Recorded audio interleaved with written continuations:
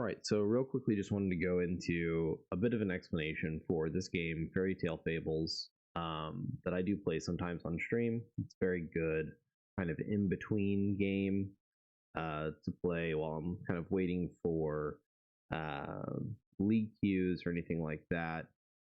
So as you can see right here, there's actually some fairly important information to go over just on this initial page before we even press play. First off, I am currently on asynchronous play, or async for short, which does mean that I am not playing with real-time players. Means that I have full control over how quickly the game goes. I have an infinite amount of time between my turns, so if I have to get up or anything like that, or if I have to pick a champion or anything like that, I do have an infinite amount of time before it automatically goes to the next turn, which is really, really nice. It also allows me to just immediately go into the fight stage of the game without having to wait for other players to be ready to do that, which is also very nice. Just lets me kind of speed through games. Much more fun, in my opinion, than having to potentially wait several minutes, is what the timer is in this game, between matches, just so that it proceeds into the fight stage. If you do want to play real time within this game, there's just a little checkbox. Unfortunately, right now, if you are low rank, you are going to play with a lot of bots, because they do have it set up so that it's not really bots so much as it is essentially the way async works, where it'll take boards from real players that have played the game at that stage. So like if you're on turn 6, then you'll play against that same person who had a board on turn 6. You will play against that board, but it's effectively bots. So a little bit of a consequence there. Once you get to higher ranks, because there are still quite a few players in this game, you will play against them. But in those low ranks, it will be, unfortunately, like I said, those kind of bot boards. But in asynchronous play, you can also adjust your difficulty. I believe it's up to 200%. It is up to 200% that you can adjust your difficulty. So worth noting, and the higher your difficulty is, the more rank points you gain, which are tracked up here at the top left. You can see me turn on real time here. And so to adjust what your rank is, I don't play a lot of real time, so my rank is very low, versus async. So going into what hero select looks like, which is your first step in your first decision when going into a game. Each hero does have its kind of own unique abilities. Icarus, for example, here, if you don't spend gold on a turn, you will gain additional XP. Of course, very similar to like Hearthstone Battlegrounds being with your Tavern tier, or with Storybook Brawl being your hero level as well. You do have different units available to you based on your level. The max level is level 6 default. Some characters, their max level is maybe 4 or maybe 7 even, really kind of depending on the hero. I believe that there is a hero that caps level 4. I don't believe there's a hero that caps level 7 or anything like that just yet, but maybe something we look at in the future. But there is a hero that does cap at level 4. And the character we choose here is Fafnir, just because Fafnir is typically very strong. Anytime you skip a treasure with Fafnir, he gives a permanent buff to all of his units. It's more closely similar to an aura buff, because it applies to brand new units at full strength when you purchase them. But each hero does its own unique ability effectively. So just quickly here, going over some UI elements here on the game. In the top left shows your current resources effectively for the turn. So on turn 1, you do have 2 gold. Typically, I believe that Pig Entrepreneur starts at 3. We start with 2 gold and 2 mana. There are some heroes that start with added mana as well. I believe Merlin starts with 1 additional mana. But mana used to cast spells. Spells will sometimes cost both gold and mana, but they will always cost at least mana. And they may say like refunds the mana or refunds the gold, but they will at least always cost the mana. There are some equipment that will also cost mana, and there are some units that also cost mana. but typically units cost gold, spells cost mana, and then of course we'll get into equipment in just a bit. So these are kind of your resources, and worth noting that some units and heroes will have this tracker up in the top right. What that is showing is that it's tracking something to do with the card itself. It's not anything to do with the cost. So in this case, for Fafnir, this is tracking the number of treasures that you skipped. And for Goose, it is actually tracking the number of turns that its ability has triggered. Its ability is that for every 3 turns you keep it, it sells for 1 additional gold. So this will actually increment as you are holding on to it, whether it's in your hand or on the board, because this is not an entrance ability, which is something that would only trigger if it is on the board. This will increment up to 3 turns, and then at the 3rd turn it will start back over, and this number will change to a 2 to tell you that it is worth an additional gold. And this is just a quick combat. Of course, this is a turn 1 combat, so nothing super fancy going on here. Every turn you do have 1 free roll up here in the top left, and then there is also a spell that gives you a free roll.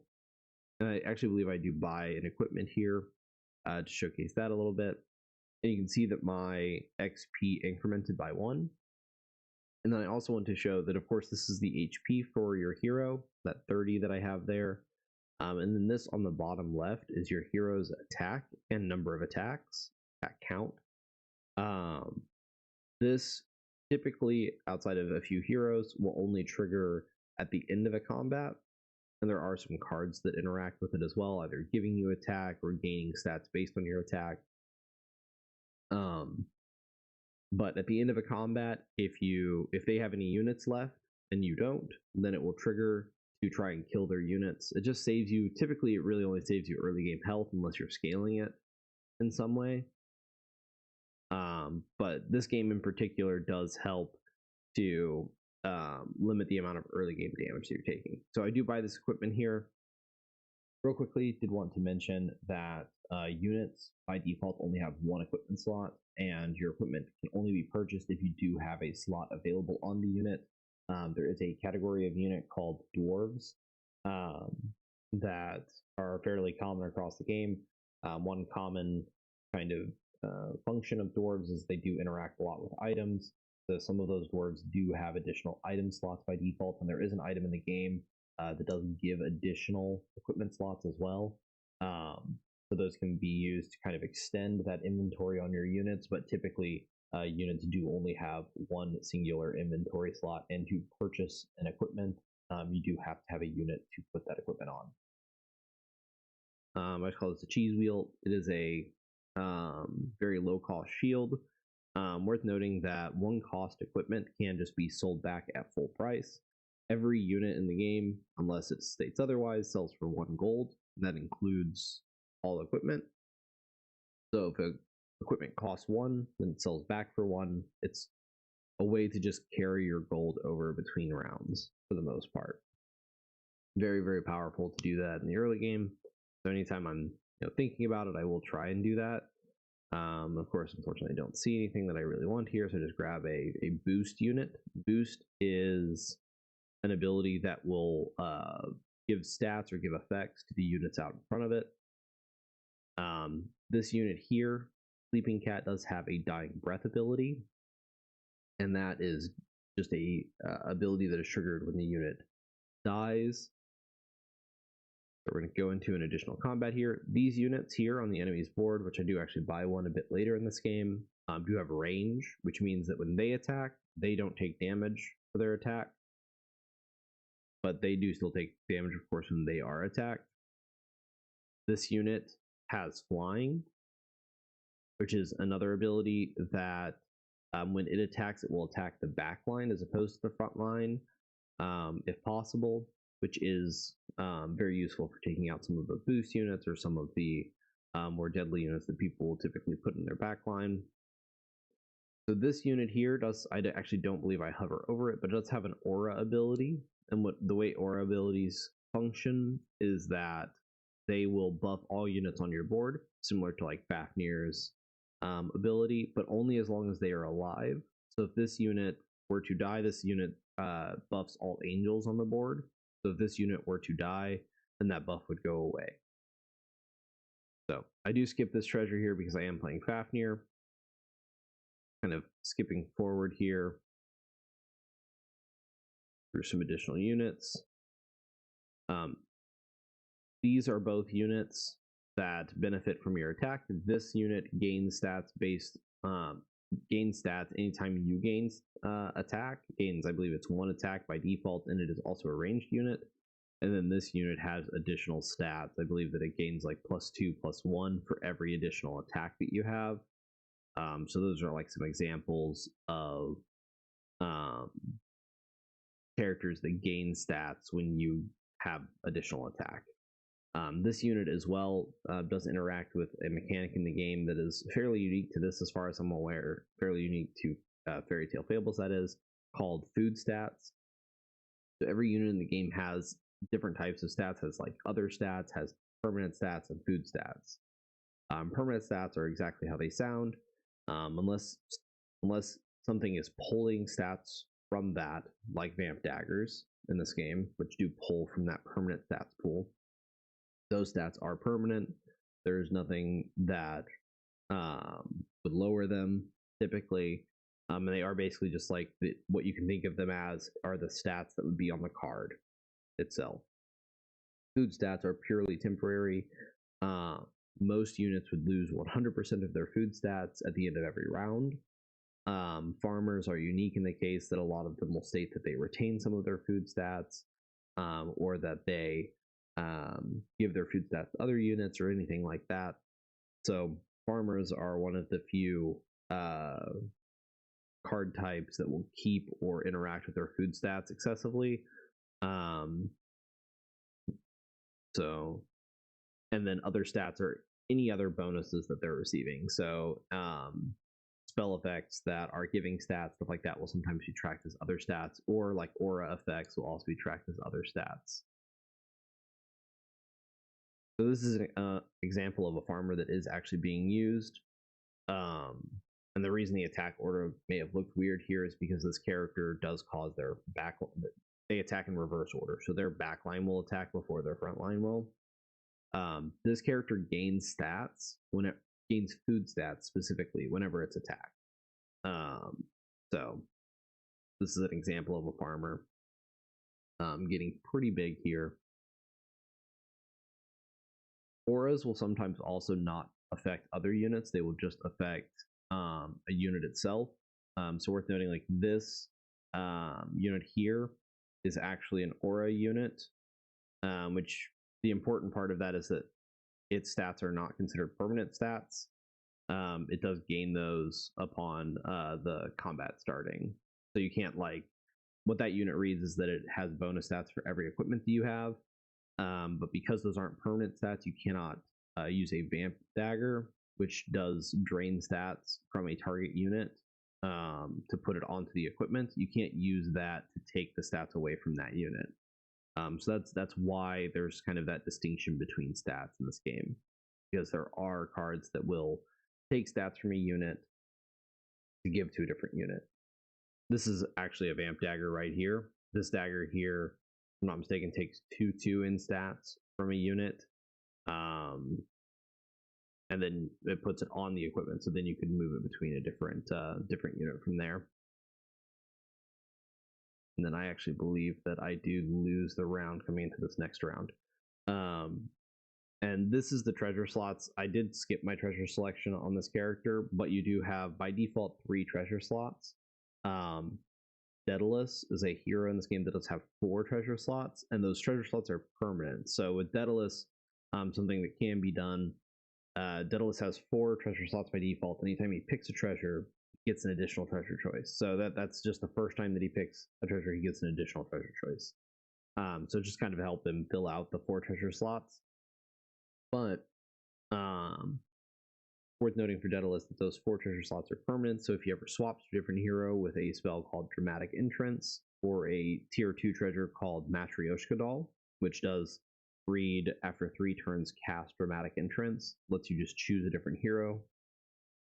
that is the entire effect, he will retain that fourth treasure slot. So it can be very, very powerful doing that, because you do get away from the 0 power hero into an actual powered hero, and still retain the power from the original hero. So a very, very powerful choice there.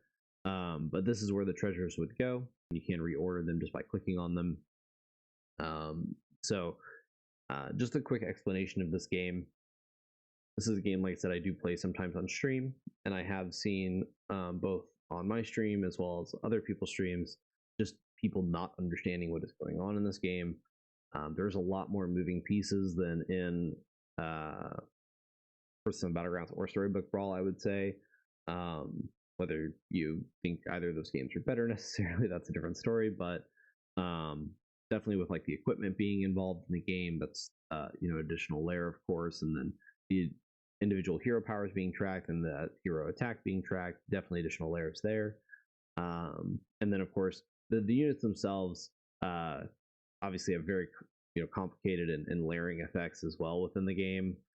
Like just on this board, I have these units are all summoning units when they die. This unit is buffing these 2 units.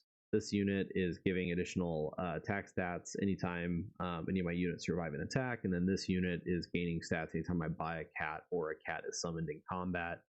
So like definitely layers here within the unit selection as well.